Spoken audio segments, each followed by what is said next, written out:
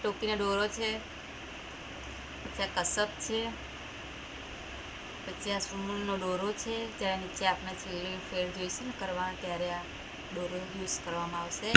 જે માપનો ડબ્બાની ટોપી બનાવો અને તે માપનો ડબ્બો જોઈશે.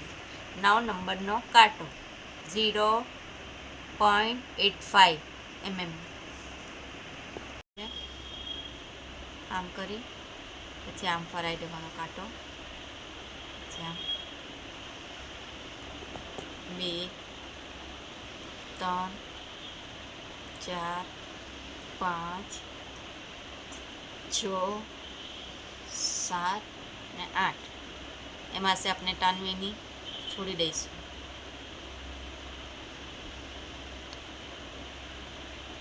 આવે છે બરાબર? પછી એક વેનીમાં से 2 વાર આપણે લેશું.